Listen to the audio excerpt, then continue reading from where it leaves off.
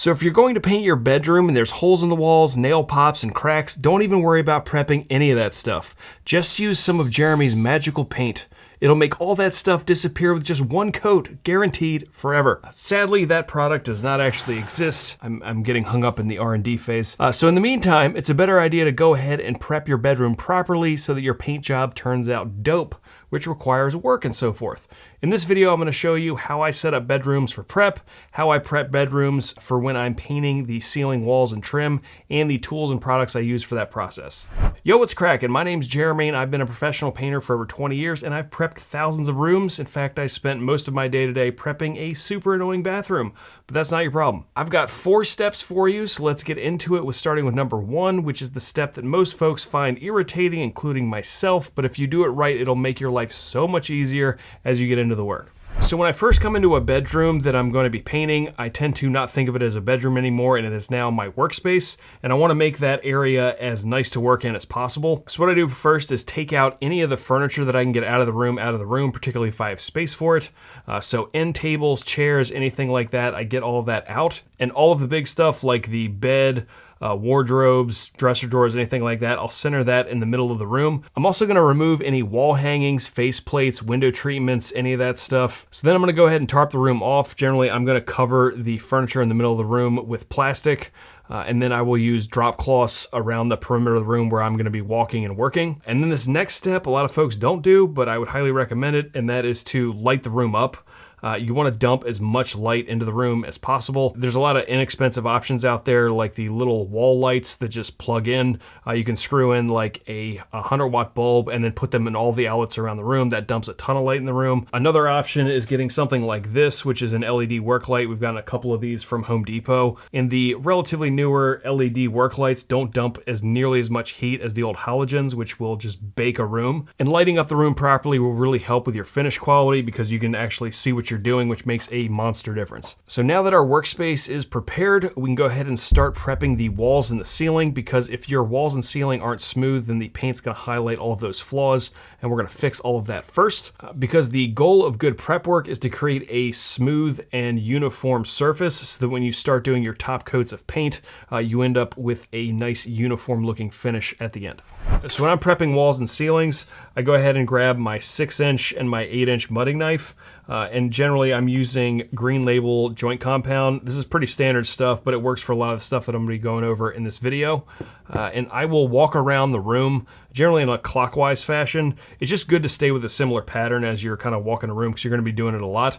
And I will scan the walls for imperfections like nail pops, holes, cracks in the wall, anything like that. If I have any like nail holes or screw holes, I'm gonna mush them in a little bit so it creates a concave divot in the wall, and then go ahead and spread my joint compound over top of that. If I see any nail pops, then I'll go ahead and smash those in with the base of my mudding knife. You can also use a hammer if they're super stubborn. And again, you end up with a concave divot, and I'm gonna spread the joint compound over that as well. You're not trying to put on too much joint compound, but you need enough above the repair so that when you sand it down, it's gonna be even with the surface. And just keep in mind on bigger repairs, as the joint compound dries, it's gonna suck in a little bit and you might need to do a second coat. I'll go over that a little bit later. And a lot of times when I'm doing this, I will take one of my flashlights and clip it to my hat, and that way I have a spotlight and it really highlights all the imperfections in the walls. You might also have some things that are like imperfections in the previous paint job, rough areas, things like that. You can smooth over a lot of that with joint compound. So once my first round of drywall repair is done, I will go ahead and look for any cracks in the walls. A lot of times you see them on inside corners where the 2 walls meet, as well as between the ceiling and the walls. And I'll just go ahead and take my caulk gun. I'm using Powerhouse caulk right now from Sherwin-Williams. We've been using that for a long time, works pretty good. And a dripless caulk gun. I'll caulk any of those cracks in and then smooth it out with my finger, wipe that off on a paper towel, and keep moving. That works really well, but if you don't want any cracks in your drywall, it looks gross when you go to paint it. Now, while all of that is drying, I will go ahead and move to prep out the trim. One of the things that looks super bush league about trim that's not prepped properly, I see it all the time in homes, is where the nail holes have not been filled and the trim has not been caulked into the wall. So that's like the baseboards, door frames, window frames, any of that stuff. If those trim pieces aren't caulked into the wall, you're gonna see that gap when you go to paint it, regardless of how nice your trim paint is, and it just looks unfinished and gross. So we want to just fill all those gaps. So what I do first actually is take some wood filler. This is just pretty basic wood filler from Sherwin-Williams. There's a bunch of brands that make a very similar product, like Elmer's makes one that's orange like this that you can get at Lowe's and Home Depot. But I just take that, put some on my finger, and I'm going to fill any divots and holes that I see in the trim anywhere. I do that all first because this stuff dries really quick. Once I do one pass around the room, generally where I started is already dry. Then I'll go ahead and take 150 grit sandpaper, sand those areas down, and then I'll take a vacuum and vacuum up all my dust because I don't like dust getting in my caulk, which I'm about to do. So once all that's done, then I go ahead and take a caulk gun and I'm just hunting for gaps in the trim. Same as I did when I caulked in the gaps in the drywall. I do the same thing on baseboard. If your trim has never been caulked in, then you're going to be dumping a decent amount of caulk into the room. You want to caulk in those gaps and then smooth it out with your finger. Something that some folks find helpful is to keep the tips of their fingers wet as they go to smooth out the caulk line. You can have like a wet rag that you wipe your finger on, and as you wipe it on there, it's going to get some moisture on there, and then that can smooth it out a little bit better, particularly if you have some finicky caulk. But I will go ahead and caulk in any of the gaps in the trim.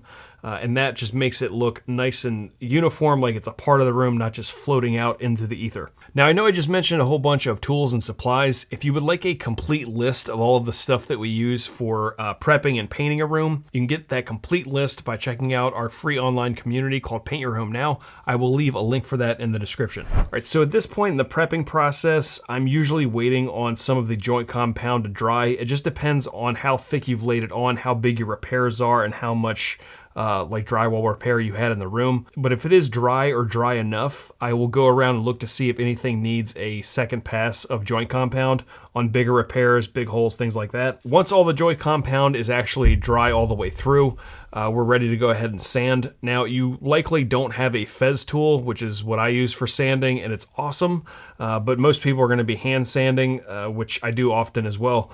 So you can use a sanding block. A lot of people prefer those. A medium grit is pretty good.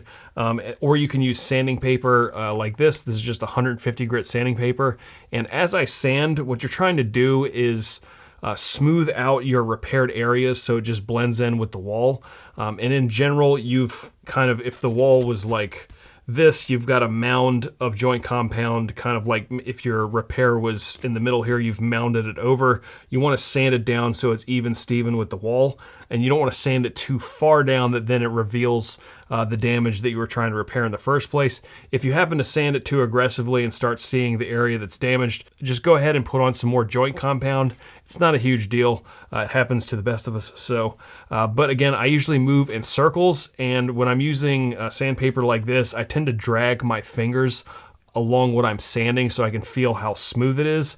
I'm just looking to knock down ridges and any huge like hillocks of joint compound in the repair. Just want to get it as smooth as you can, again, without revealing the damage underneath. And then as you're sanding, another thing you might want to consider that we do on a lot of our jobs is we'll take a big 360 sanding disc and put it on the end of an extension pole and then sand all of the walls, even the stuff we didn't repair. And what that does is just knocks down any little burrs or like leftover nap from the previous paint job, little bits and things that got into the finish that just don't make it look so nice.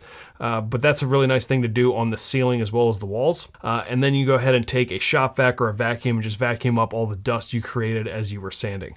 Now that your bedroom is prepped, you're almost ready to paint, but don't skip the next step. If you don't want your drywall repairs to show through your finished paint, then you need to use the right primer. And I'll show you exactly what to use and where to use it in this video right over here. Until next time, take it easy, work smart, and have a good one. Peace.